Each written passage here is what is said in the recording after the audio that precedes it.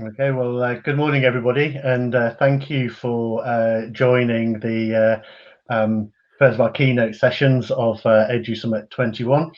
So I'm Richard Little, Proposition Director for RM, but joined here today with Ian Stewart, who's an educational professional from Microsoft.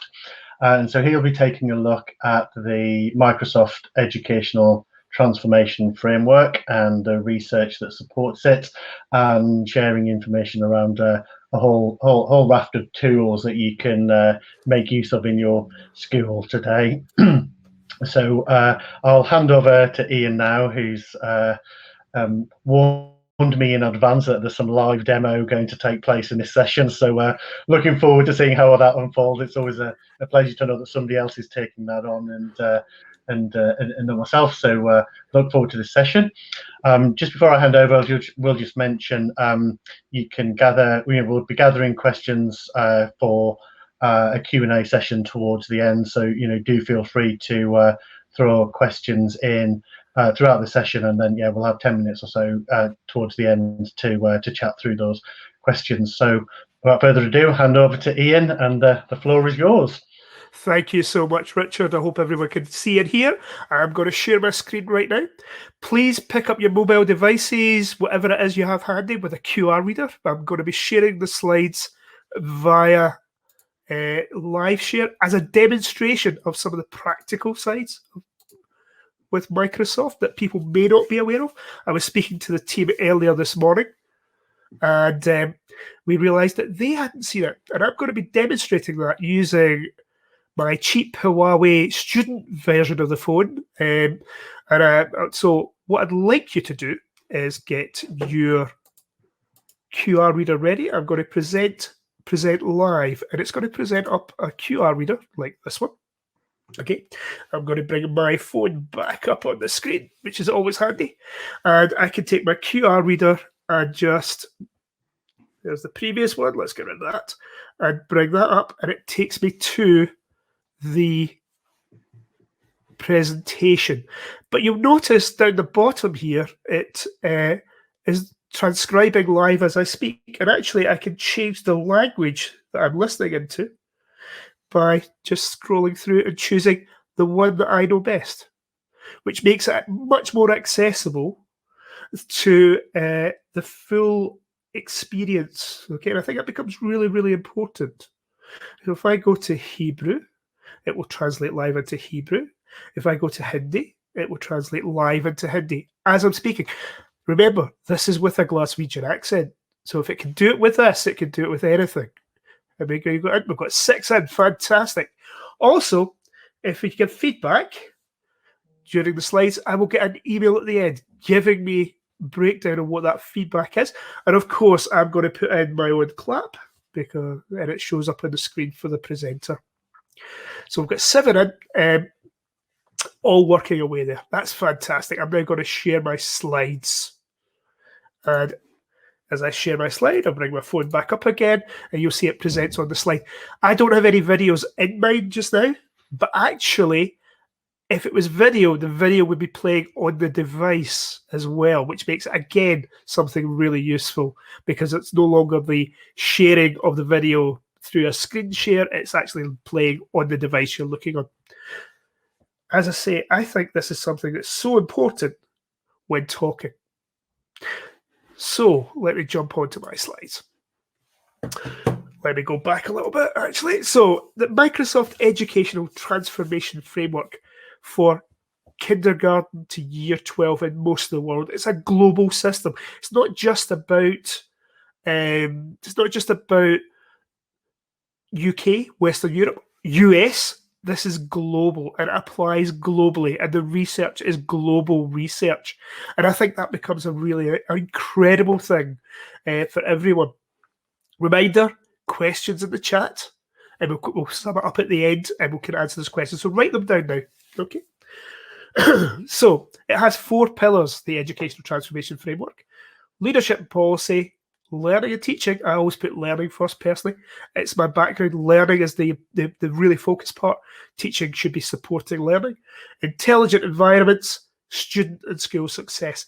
This was all revamped. So even if you looked at this, say, a year ago, this was revamped during last summer. So there has been changes. So even if you're a little bit familiar, I hope I can show you something new in here as well. So the question is always around why. So why the transformation? Why do we need these things in place? The world is constantly changing, and it's particularly accelerated the changes over the last year. Okay, the way things were going, mindsets have changed. And I think that's something we need to take cognizance of, and the opportunity that the horrible situation has been. But let's learn some good lessons and take an opportunity. We first had the Industrial Revolution with steam and water and drove everything. And you've got that steampunk movement, which kind of imagines that the second part didn't happen, where things started to change in the home. And of course, the third Industrial Revolution, and I was born in 1966, so I've seen lots of this coming through into today. And it's that blurring of lines between the physical, the digital, the biological, and actually I would throw in the geographical, the location as well, changing things for opportunities for everyone around the world. The framework itself, as I say, is these 4 sections. And it's to give a use, a way of leaders, system leaders, and I'm using that leaders as a really broad thing, not just specific to, oh, I am a school leader. No. We are all leaders in our own way. We all need to understand how this works and what the opportunities are, and have a good discussion inside there, and to envision what we want to happen, not just individuals, but everyone, and why that needs to change. The use of technology in education is a really important aspect to this. Can you imagine trying to do lockdown without technology supporting it? And I mean fundamental technologies like the internet, connectivity, as well as devices, as well as applying skills, as well as applying the pedagogy to all of that. So disruptions in the lessons learned becomes a really important aspect to this. And I want to look at this little quote from the Brookings Institute on the left-hand side of the page. If it takes a village to raise a child, we must empower a village to teach a child. So we must empower everyone to take advantage of the opportunities that are coming through. And you can see, address the digital divide. One of the major things that's come up, particularly in the UK, but not exclusively, has been accessibility. And who has accessibility to platforms, connectivity, all those kind of things. But also, the curriculum has changed in lots of people's eyes. Okay, and I think it's something we need to reflect on what that looks like. Yes, there may be opportunities for direct teaching. This is how you do this. Absolutely vital. But there's also those opportunities to apply those meanings. You were just listening to Sagira Mitra talking about the opportunities for self-learning and the impact of self-learning could have. When you get both together, that's when you get that sweet spot where you empower teachers, empower learners of all types to take that forward. Here's an example of a self-learner. Look at the age of her. She's tiny. She's so small. I was speaking to a primary teacher, a primary 1 teacher, which in Scotland is year 1, sorry. It's reception, primary 1.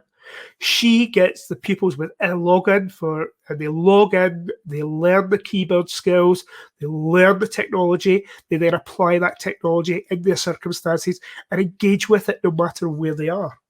And she has the evidence that they're being engaged with. And you may not know, this is Satya Nadella, who is the CEO of Microsoft, and it's impacted massively. This was quoted back in April. And actually, that's continued. 2 years worth of digital transformation in 2 months. So we're now up to 3 years in quite a bit of time, and the changes have been phenomenal. And I think it's really important to, again, take a breathing moment, recognize what has changed, why it's changed, and what are the opportunities taking forward. Okay.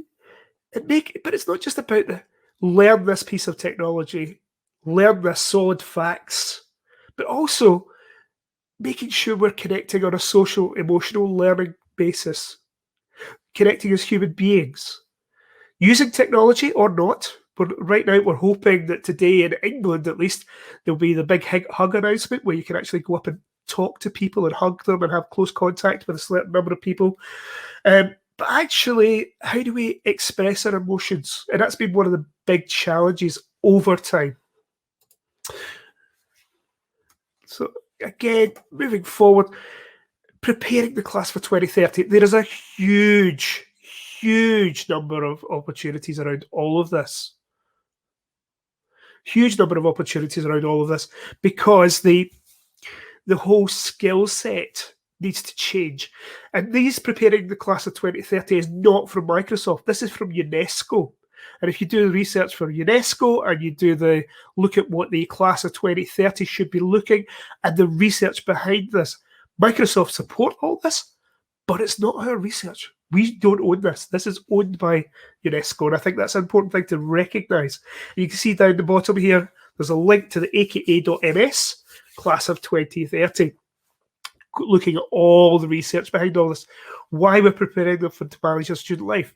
Going forward, the evidence shows that employees won't necessarily be in a live office all the time. They need to be able to control, self-manage, set themselves up, take the opportunity of where they learn, how they learn, changing all those things.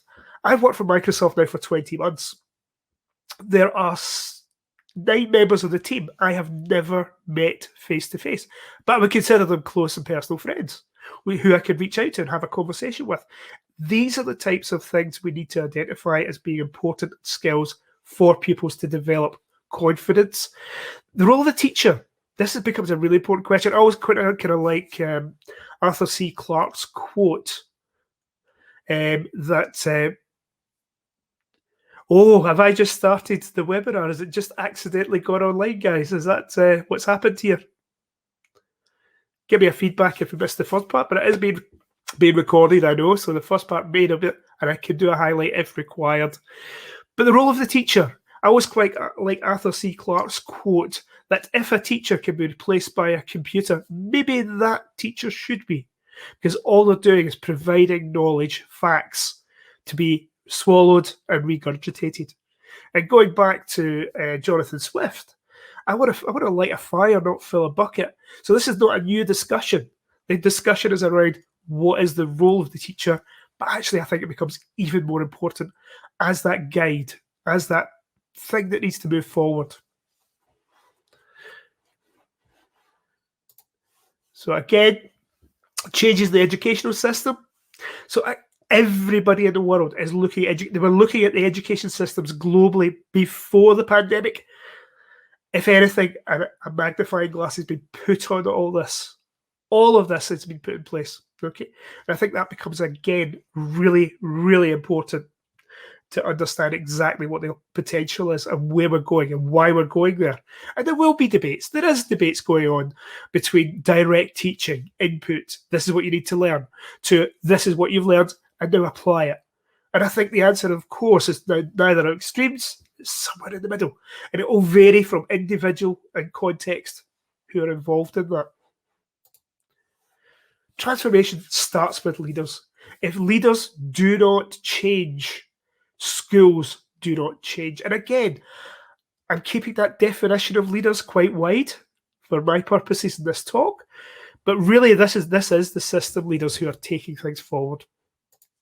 If I then bring that through, think big, but start small. I was having a conversation with someone fairly recently who said, you cannot jump a chasm by taking small steps. That kind of struck me.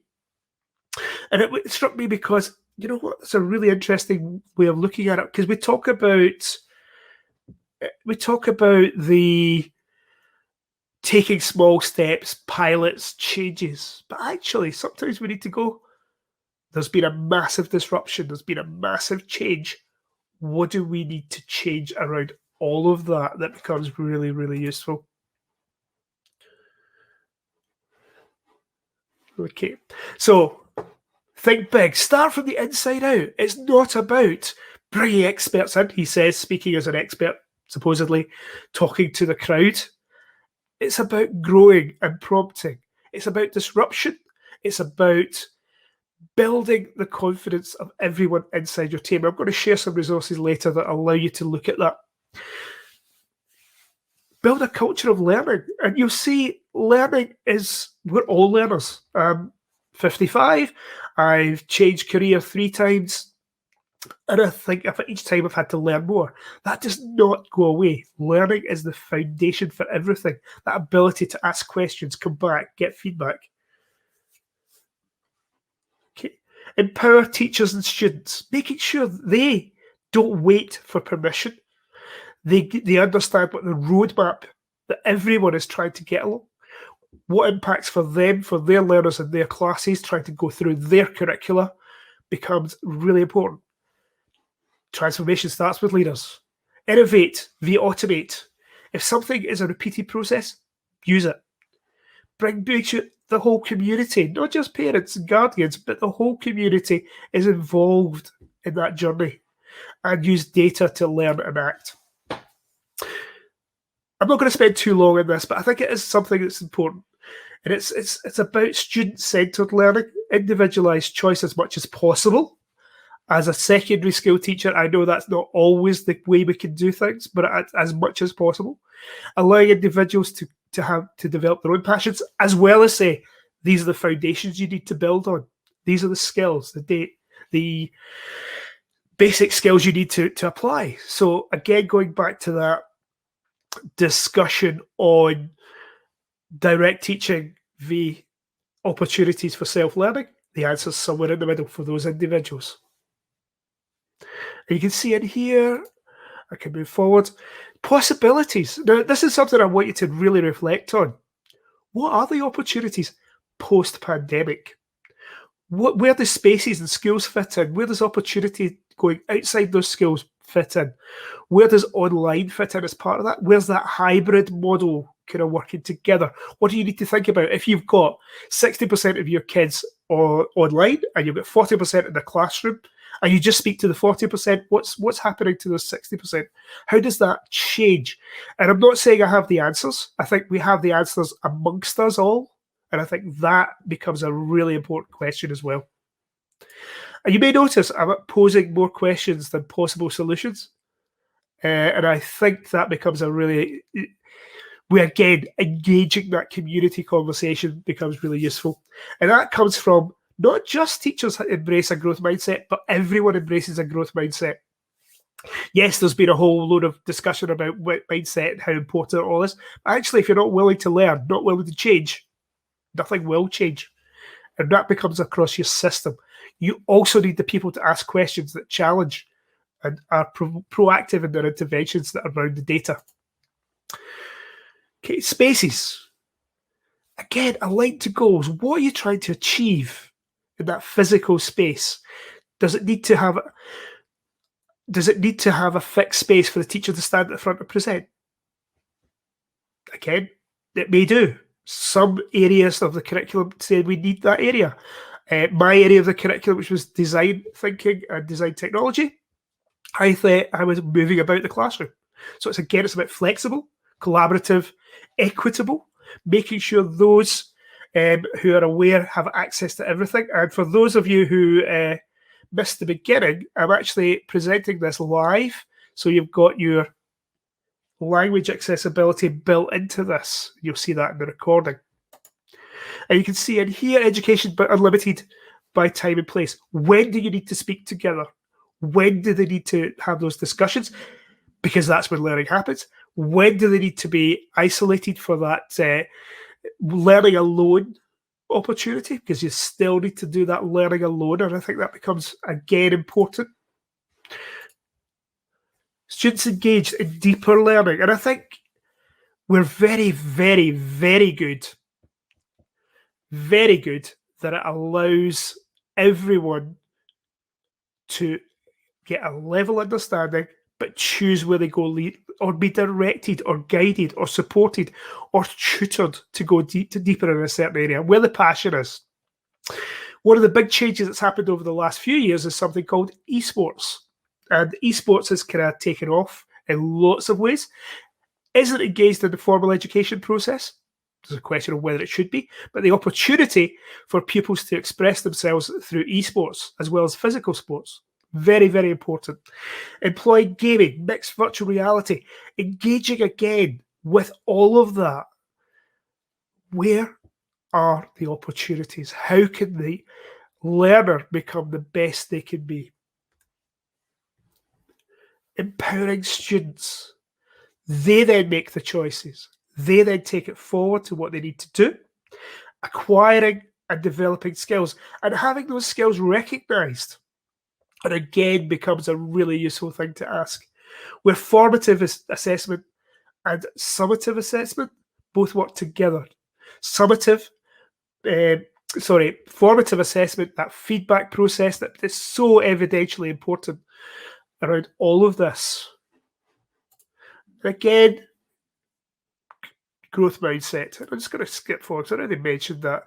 But using data to pull all that forward. And hopefully, if we've got time, I want to show a short video at the end of something new that's coming out. So, challenges.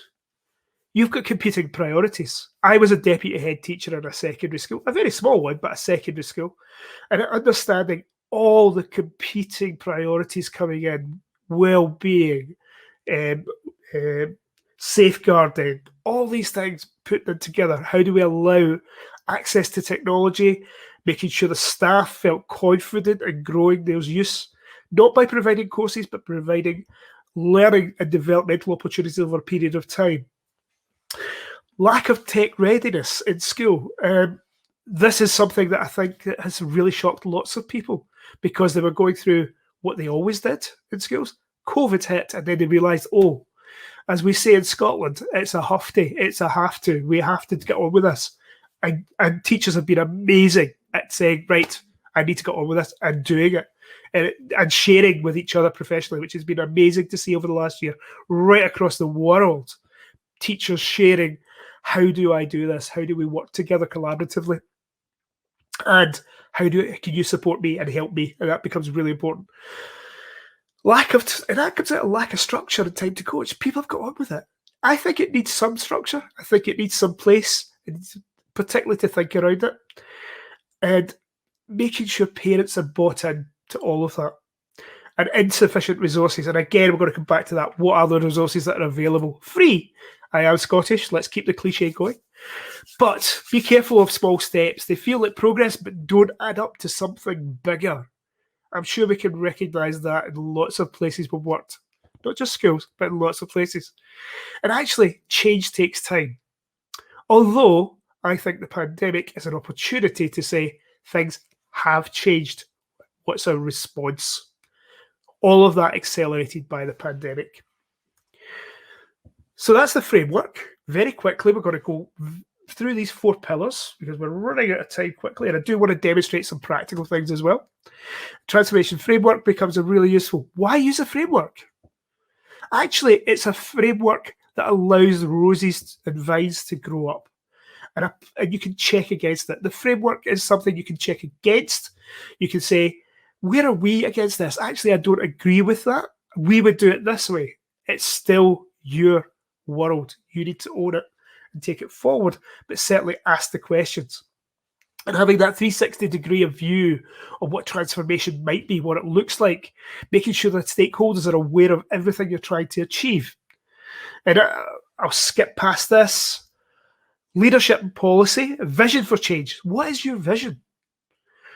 I'm a big fan of the 3 horizons model. What do we do right now to help today? What do we plan for next year to help then? But where's our direction? What's our moonshot? What's our pole star that we're following in the direction of? What's your vision? What's the strategy we put in place and the change management processes around that? The pandemic ripped this to shreds, of course. Continuous improvement, not just a one-off hit, let's have a big school day around this. It's that ongoing practice and developing communities of engagement. Learning and teaching groups discussing what's our way forward, as well as school leaders, all become really, really important. Typical approaches to that initial change. What we're planning, ad hoc, Data driven by vision, driven by compliance. Okay, what does your local area expect you to do? What are you wanting to do? What are you planning? And what space are you allowing for ad hoc? I'm a big fan of Teach Meets. Teach Meets, if you're not aware of, are teachers sharing with teachers, and it's just very quick. And it's that ad hoc with a bit of structure that allows real growth and development to happen, followed up by discussion. What works? Bottom up, top down, outside in, bringing people in to talk, inside out, growing out, proactive around that, and it's reactive. There are no evidence. Both work in different contexts. It's about understanding where you are and what you want to do. These are the kind of results around all of this. But what you'll see is that collaborative vision has long-term, fundamental depth and widespread. You've got to be wary of the cosmetic. May look good for a short term, but has no long-term impact. And the scale, really, really useful. You've got these steps. You may recognize some of these individuals. I'm definitely enthusiasts who try early, and it's me moving into somewhere around there. You'll see there's a chasm being identified, where the early majority, late majority, and the laggards who will never catch up, and where those populations sit inside your communities. And you can see early adopters. I think the pandemic has closed this chasm, closed it off, and actually everybody's had to shift. And I think it's recognition of that shift is really important. Learning and teaching, student-centered, curriculum and assessment, devices for learning, learning spaces. I would also throw into there connectivity. Okay, I think connectivity is actually the fundamental part. I don't know if you see the Maslow's hierarchy of needs triangle, where somebody has ad hoc at the bottom, just written in and put in Wi-Fi at the very, very bottom. Connectivity becomes the lifeblood for all of this. And I think understanding if your school doesn't have good connectivity, is that the best place for your investment? Before devices, because you've got devices that don't have good connectivity, that's a challenge. Thinking about your learning spaces, what does a classroom look like? How do we need to change that? What are the opportunities for change around that? I'm a huge believer in the teacher having their interactivity. In fact, here's my Surface Pen or my Surface device, and actually I can wander about the classroom and write on that. And I'm in amongst the students, not separated from them, becomes really, really important. Intelligent environments in that widest sense. Where's the data coming from? How do we collect that data? How do we then visualize and use that data for analytics? And actually, school leaders need to understand not just the data that comes in from exam boards, although that's important. They need to go beyond that. Who's engaging? Who's not engaging? Why aren't they engaging? What mitigations can be put in place for those disengagement? Or do we need to change how we're approaching the learning and teaching process?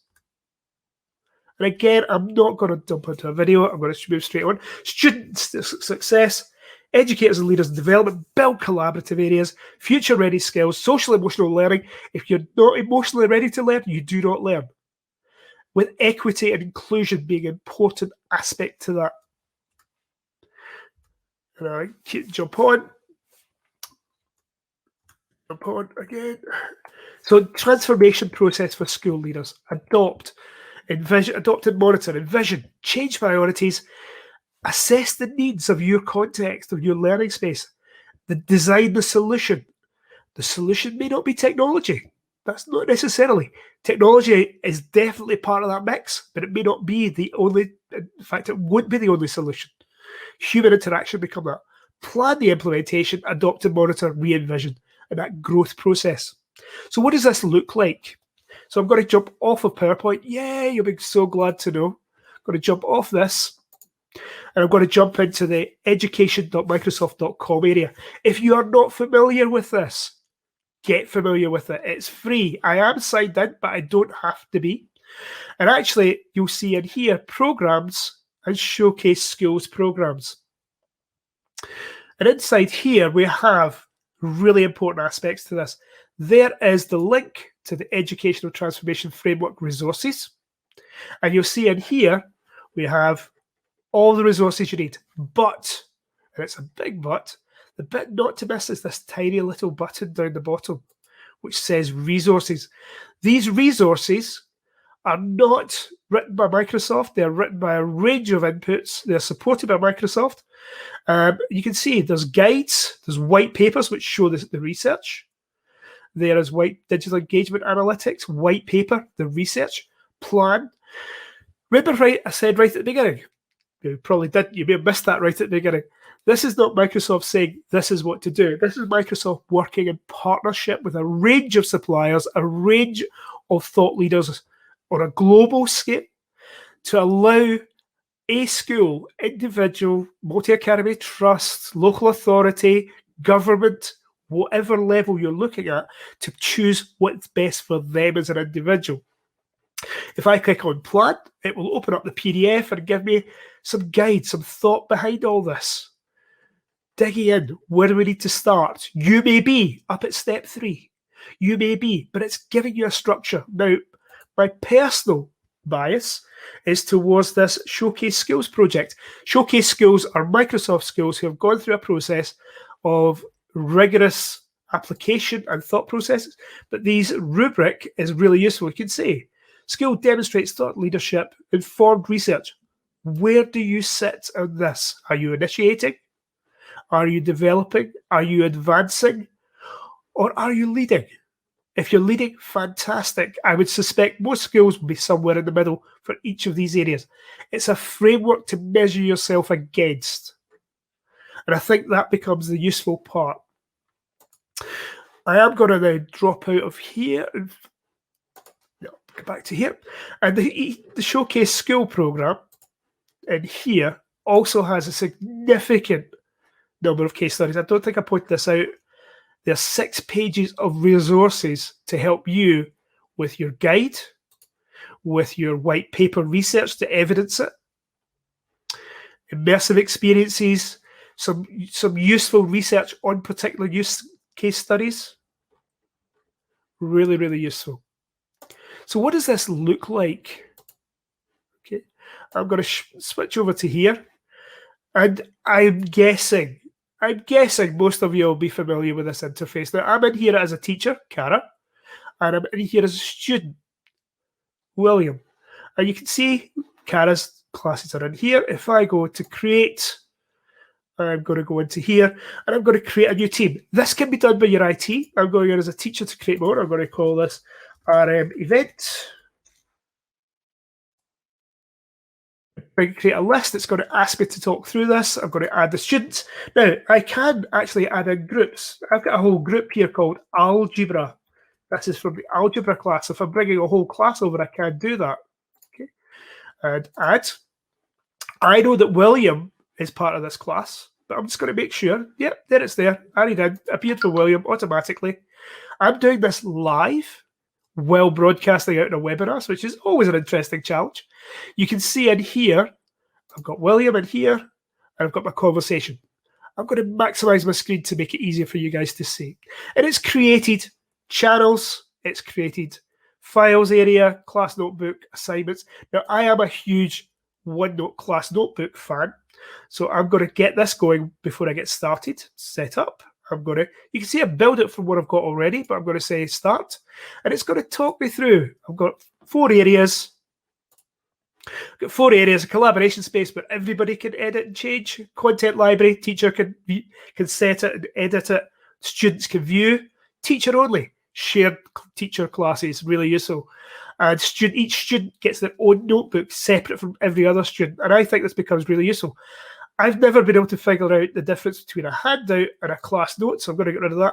I hate homework, get rid of that, and I'm going to add in reflection. I'm going to make a reflection area in each area of the class notebook, and I'm going to set that going. Now, channels becomes really, really useful because I can divide up my curriculum according to my channels. So I'm going to call this Unit 1. I'm going to make it standard, and I'm going to make sure it's switched on to everyone.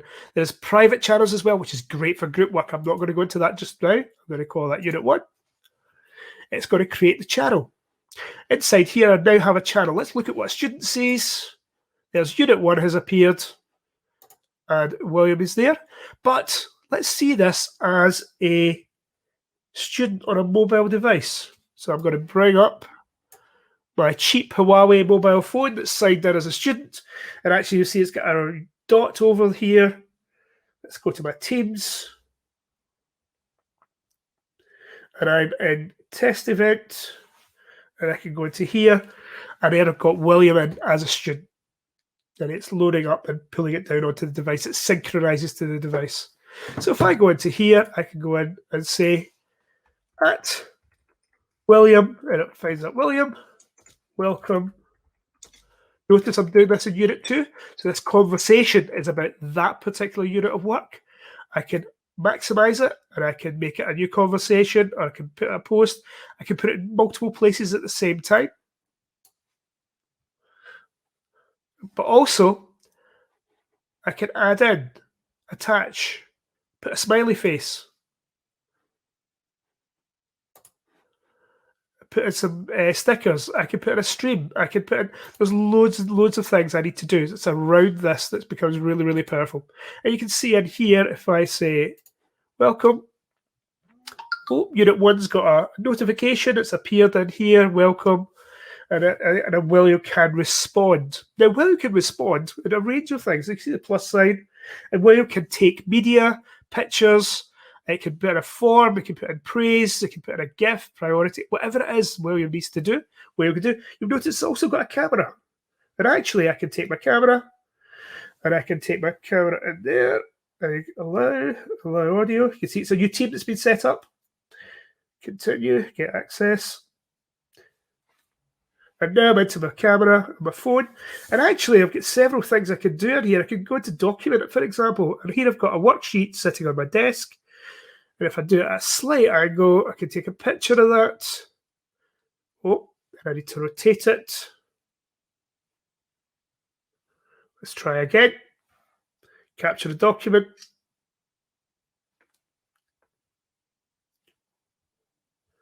We can set that in.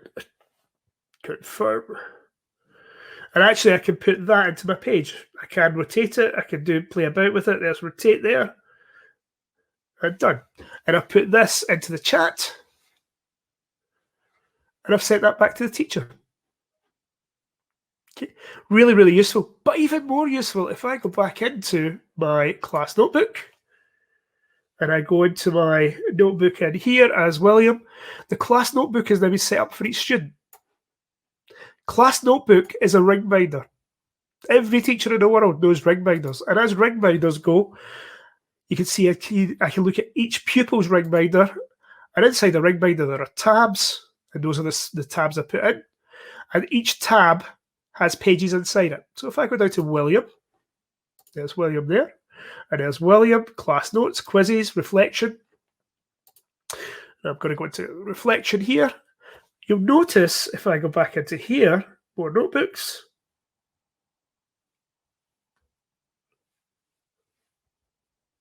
Let's go into here and go and more.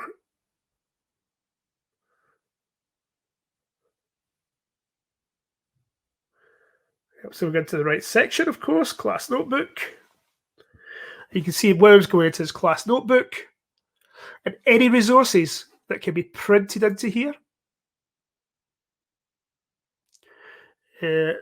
Recent pages, the link, there we go, class notebook. Any notes that are printed into here are event notebook. I go into my reflection area. And you know what? I'm going to go into my untitled page here. Now, what the teacher can do here, the teacher can actually say, this is your page. Fair enough. You see it automatically appears on William's mobile device. You see this little line here? Updating the status. Refresh that.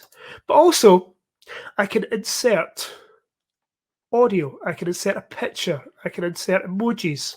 And in fact, I can insert stickers, I can insert all sorts of things. So if I go to here and I say insert a sticker, stickers come up, and I say, let's do this one. Actually, I'm going to change the words inside to welcome, William. Right? And it appears in the page and it synchronizes over to William's mobile phone. Not only is it going over to William's mobile phone, but actually, if I go into William's page here and I go to class notebooks, it'll appear here. Now, I love the particular thing. There is a tool called Immersive Reader and Dictate. So I'll maximize the screen so we can see it.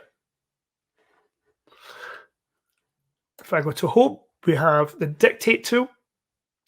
And actually, I can dictate into a range of languages. I am speaking English, honest. And it's there. I realize I'm running out of time, but here we go. And if I go to dictate, this should now be typing on the screen as I'm speaking with my hands in the air just to show. Full stop. Not quite correct. Scottish voice doesn't always get it correct, but you get the idea. And it's synchronizing automatically. And it's appearing for William. It's William. I'm going to go to here, reflection. I'm going to maximize William's screen. And you can see in here, we've got, well done, William. But actually, William maybe have English as a second language. If I go to view, we have the fantastic Immersive Reader. Now, Immersive Reader will actually play that back. I've got this set up so that my preferences are, I can choose my background. I am dyslexic.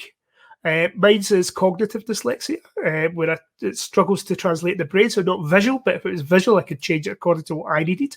I could change the size, but that's more to do with my age than anything else. Okay, go back to there.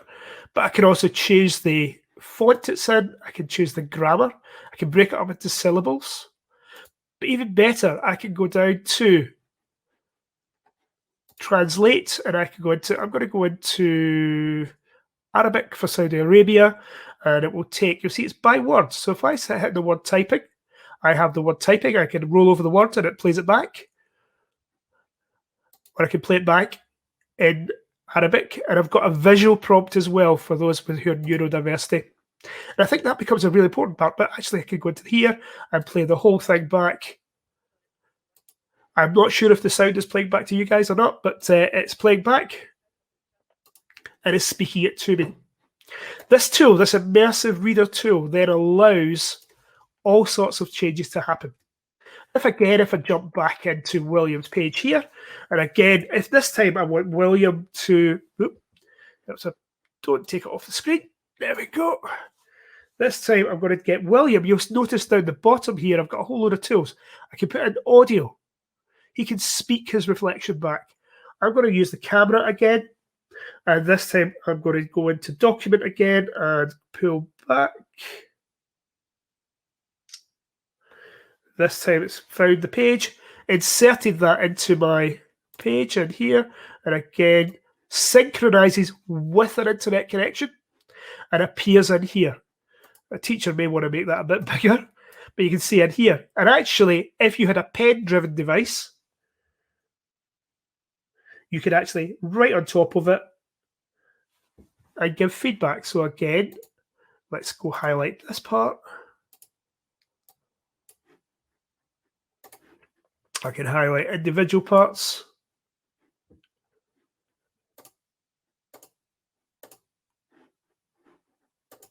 He says, clicking on it, and it feeds it back. Or I can use the teacher part where I can say, rather than speaking the dictate tool, you know what? I'm going to insert, well done, William. I think this is really good. Next time I would, 3 stars and a wish, puts it into here, and you'll see it appears automatically for Williams. Okay, so I'm going to jump back over to my main presentation. Resume session. Okay, so we have together gone through a journey of transformation with Microsoft education processes. Let me just jump into the Showcase School and transformation. This is where you get all that data. Okay, we look at school leadership. What are you doing? Why are you doing it? What's the impact of what you're doing? How do you involve as many people as possible within the curriculum and within the community? What's your learning and teaching? Why are you using that methodology? What's the impact of that? Is it a range? Is it a dictate? Do you change all of those in together? Intelligent environments. What's the data coming back? And what's the data that's really pushing it forward? And how do we get a student to school success?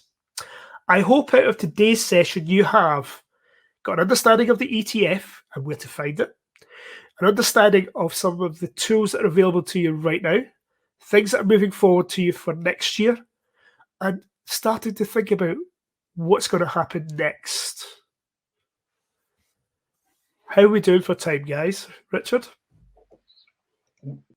Yeah, I think we're fine for time, actually, so I think that's okay. I've been keeping an eye on whether we've had any questions come through and stuff, so no, it's been really good to give it like an extra few minutes to run through the practical example, actually, because when we were going through your framework stuff earlier, one of the things that was springing to my mind was, where can technology really help with that feedback process, particularly, when you were talking about formative assessment is so critical in as part of learning. Where can technology help with feedback? You know what? I think it'd be really good to share a 3-minute video if there's time. Showing a real practical thing. So let me share my screen again.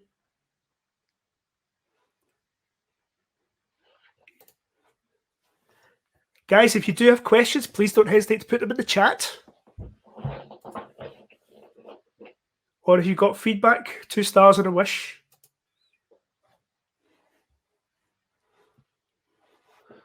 Okay, so this was actually only announced last week. And this is the introducing reading progress. Can I just check if audio is going out as well from my desktop? No, I can't hear it, actually. We can't hear you? Okay. I was playing music then. Was there any music coming through? No, we didn't get the music, I'm afraid. Well, I'm going to have to be the voiceover then, and I think this is a really important aspect to it, because what's happening here is that the reading progress allows younger kids, in fact, it doesn't have to be younger kids, to actually, that moment when you read through your reading proficiency from your pupils. Let me just jump forward.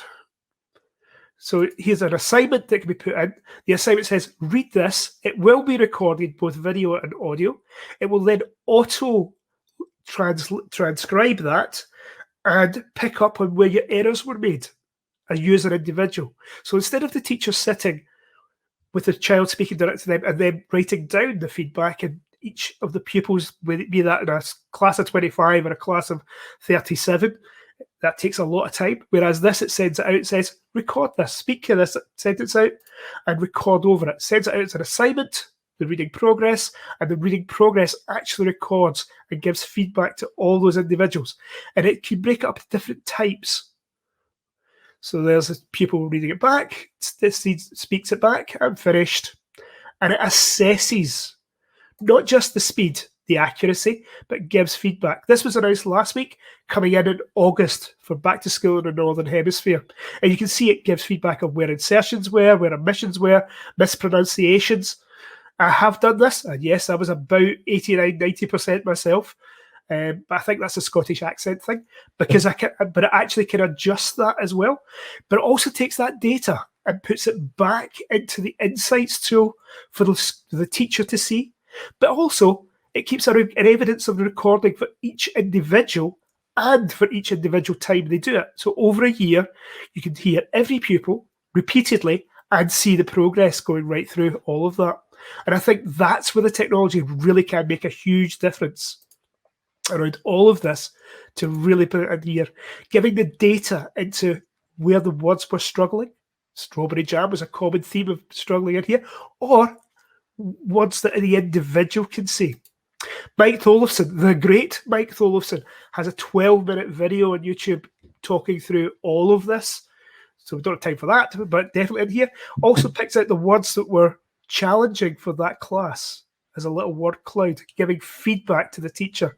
I think that's the sort of example, real, practical, advantageous, of where the technology can make a huge difference very quickly, and then take the intelligent environment data and make that useful for everybody. Yeah. Wow. Yeah, it's a really good example, actually. So I think we're out of time now. So we'll just kind of wrap up on the apologies to everybody for the glitch right at the start. The entire session has been recorded, and we'll share all of the information in the kind of in the pack that will come out to everybody who's attended over the next kind of 24, 48 hours. There is a really interesting part right at the start about the live share, which I was seeing for the first time in this, and it's honestly, it's there. It has been recorded, so I can't just say you missed the best bit at the beginning. Yeah, a good part. Really practical in use. In there. So thank you, Ian, for that. There is a survey to in that follow-up pack as well. So if you get a chance to give us your feedback in that as well, that's really useful for us. There's the Knowledge Hub as well. That I think if you've if you're a reflective person like me and you go away from a session like this and then in a couple of hours think, oh God, there's 5 questions I wish I'd asked, then get down to Knowledge Hub. There's plenty of people in there that can answer questions and you can have conversations with. Next event straight after this at 11 a.m. is around impactful assessment tracking with Martin Hall from RM and Kim Marsack from Hello Data. So that ties into the theme around formative assessment and data and using data well in schools. So hope you can attend that. But thank you all for attending this session, and hope you enjoy the rest of the event. Bye. Bye, guys. Thank you.